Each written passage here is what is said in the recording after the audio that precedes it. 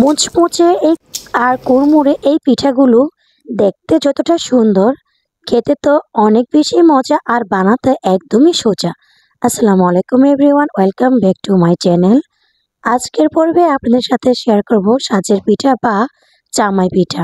তো প্রথমে আমি একটা মিক্সিং বলে নিয়ে নিলাম 2 কাপ পরিমাণ আতপ চালের গুঁড়া। এরপর দিয়ে দিচ্ছি সেই একই কাপে 1 কাপ পরিমাণ ময়দা, 1 টেবিল চামচ পরিমাণ লবণ আর 1.5 কাপ পরিমাণ চিনি।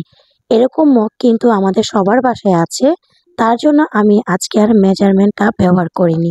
আজকে 2 কাপ চালের গুঁড়া 1 কাপ ময়দার জন্য নিয়ে নিয়েছি 3টা ডিম। এর থেকে কম কিন্তু নেওয়া যাবে না, তাহলে পিঠাগুলো খেতে একদমই ভালো হবে না। আর এখানে আমি হাতের সাহায্যে মাখিয়ে নিচ্ছি। হাতের সাহায্যে ব্যাটারটা মাখালে আমার কাছে মনে হয় খুবই পারফেক্ট হয়। এই জন্য আস্তে আস্তে প্রথমে আমি একটা আটার গোলার মতো কাই করে নেব ডিমগুলো আর চালগুলো মিশিয়ে। এরপর আমি এখানে অল্প অল্প করে পানি দিয়ে পাতলা একটা ব্যাটার তৈরি করব। অল্প অল্প করে পানি দিব আর অল্প অল্প করে মাখিয়ে নিব। একেবারে পানি কিন্তু এখানে দেওয়া যাবে না।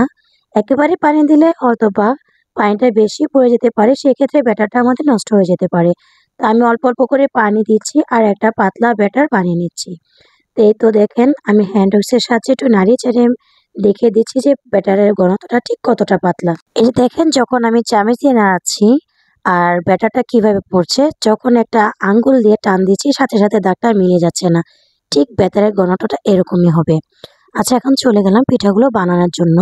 তো যেহেতু ছাঁচের পিঠা, তো এখানে তো ছাঁচ অবশ্যই ব্যবহার করতে হবে। এখানে ডুবো তেল নিতে হবে। আমি অনেকগুলো তেল এখানে কড়াইতে দিয়ে গরম করে নিয়েছি আর সেই তেলে আমি এখন ছাঁচটা বসিয়ে পিঠার ব্যাটারের মধ্যে দিয়ে দিচ্ছি। আর এই পিঠার ব্যাটারের মধ্যে কিন্তু ছাঁচটা পুরোপুরি ডুবানো যাবে না, তাহলে কিন্তু আর পিঠাটা খুলে আসবে না, আটকে যাবে ছাঁচের সাথে। তো এই তো এভাবে করে আমি জাস্ট 1 সেকেন্ডের মতো তেলের মধ্যে পিঠাটাকে ধরে রেখেছিলাম। তারপরে হালকা হাতে একটু ঝাঁকিয়ে দিয়েছি আর পিঠাটা ছাঁচ থেকে খুলে গিয়ে তেলের মধ্যে এটা চলে এসেছে। এইভাবে করে আমি প্রত্যেকটা পিঠা বানিয়ে নিয়েছি।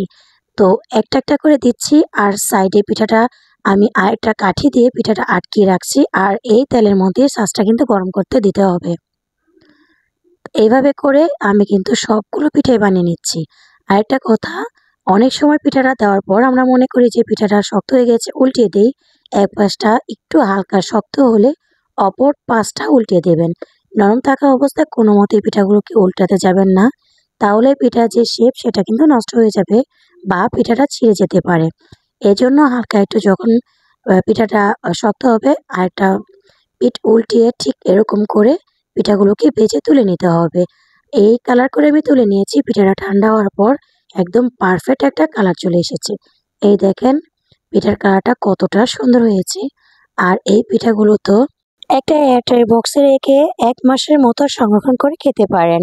আর এই পিঠাগুলো কিন্তু অনায়াসে যখন খুশি তখনই বানিয়ে নিতে পারেন। আজকের রেসিপি আপনাদের কাছে কেমন লেগেছে চাইলে ছোট্ট একটি কমেন্ট করে জানাতে পারেন। আজকের মতো এখানে বিদায় নিয়ে নিচ্ছি। ভালো থাকবেন সবাই, সুস্থ থাকবেন। আল্লাহ হাফেজ, আসসালামু আলাইকুম।